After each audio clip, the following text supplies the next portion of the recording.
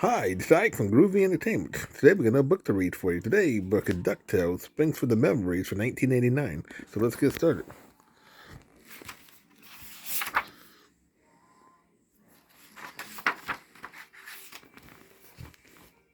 The Egyptian sun shined brightly as Scrooge McDuck in his change. Huey, Dewey, and Louie walked along the Cairo streets. Gosh, Scrooge, said Dewey, it sure was nice of you to bring us here to see Uncle Donald. Well, lad, replied Scrooge, when Donald wrote me that his ship would make a stop here, it occurred to me that he'd been away for quite a while. He'd be at sea again soon, so this was the only chance you would have to see him for a long time.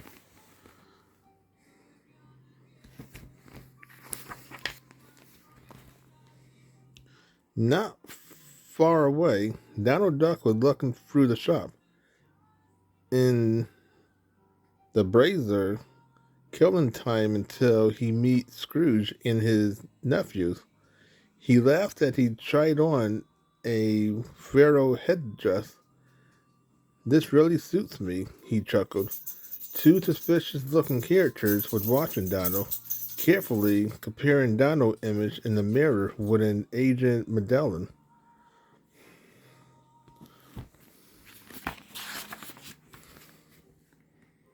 That someone said, the grumble one, the prophecy had been fulfilled. We must take him to the temple immediately. When Donald left the ship, still wearing the pharaoh headdress, the two men grabbed him. Help, I'm being kidnapped, yelled Donald. Huey, Dewey, and Louie recognized the distressed cry as their uncle, but they were too late to save him.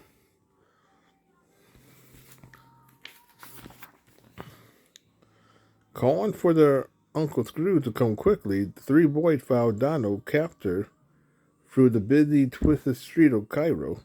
By the time they had reached the outskirts of the city, they had almost caught up. Unfortunately, the kidnappers had camels waiting, and they fled into the desert, carrying off poor Donald. We can't follow them without water and supplies, lad, said Scrooge. Come on, let's find some camels and a guide.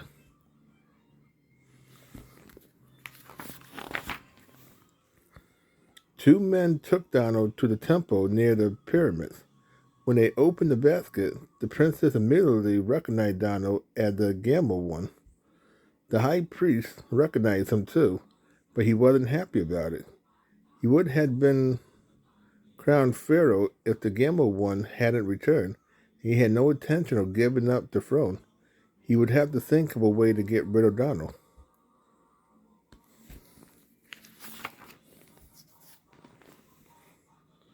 While the high priest plotted, the gambling one's subjects pampered him. He was fed delicious food, fanned by beautiful servants, and given a comfortable place to rest. Donald was enjoying every minute, even though he had no idea why everyone was being nice to him.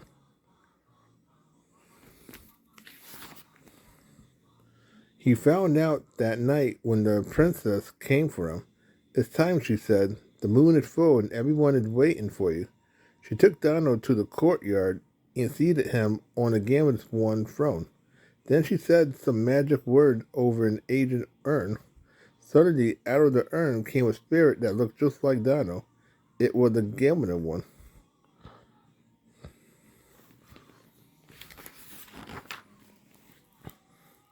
Donald was terrified.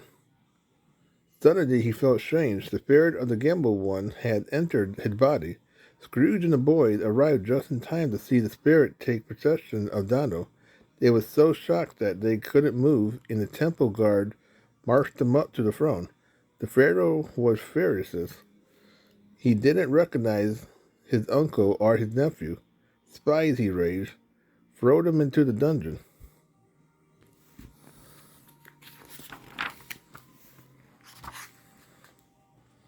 Meanwhile, the evil high priest had embarked on a plot to overthrow the the Gabbit one. He mommy back to life. Raise Kahufu, he chanted. Raise and obey me. Suddenly the mummy case opened and Kahufu emerged. The high priest laughed. Yes, yes, he crowned again. Okay, Hufu, you must remove a threat to my power. The mummy groaned. He sounded very fierce. Go to the pharaoh bedroom, the high priest instructed.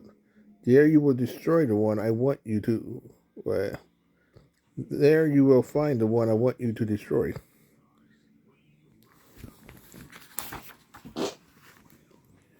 Meanwhile, Scrooge and his nephews were searching frantically for a way out of their dungeon.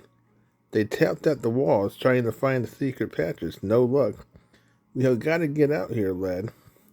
Scrooge, we have to find a way to free your uncle from the spirit of the Gabbit one. Huey leaned against the door. To his surprise, it swung open. The guard outside was asleep, so they easily made their escape.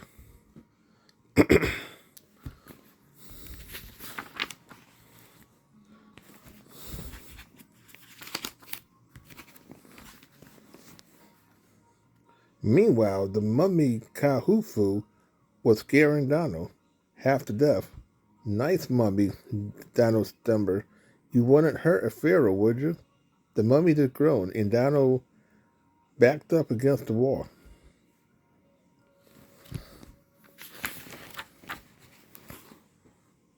At that moment, Scrooge and his nephew burst into the room, grabbing a torch. Scrooge thrust it at the mummy, setting its foot on fire. That allowed Scrooge and Donald to escape.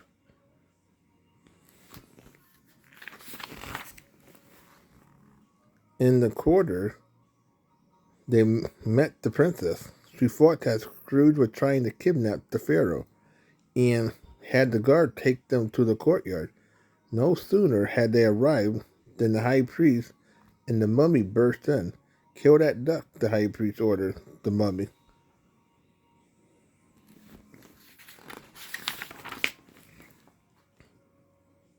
What are you doing? Cried the princess. The throne will be mine, groaned the high priest. No one will stop me. The mummy reached for Donald. Then suddenly something strange happened. The cloud that had been hiding the full moon cleared, and a beam of light shined down on Donald's head. Everyone watched in amazement as the spirit of the Gamble one began to rise out of Donald. Then the spirit of Kanhufu rose out of the mummy. My old friend, said the Gamble one, you have been under a curse too. Well, now the curse is finished, he added. Come, let's go to our rest.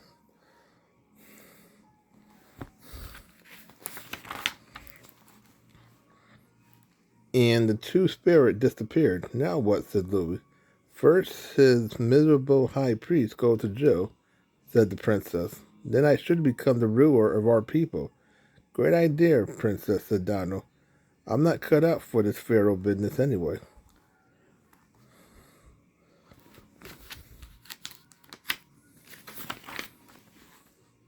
Scrooge, Donald, and the three boys mounted their camels for the trip back to Cairo, where Donald hurried back aboard his ship. It was a short visit, Uncle Donald, said Huey, but it sure wasn't boring.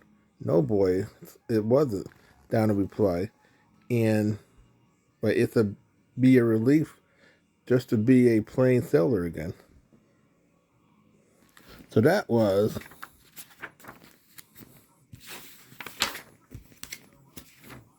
there we go. Sphinx for the Memories from 1989. So if you like, subscribe, share, and comment. Have a groovy day with another video coming out real soon.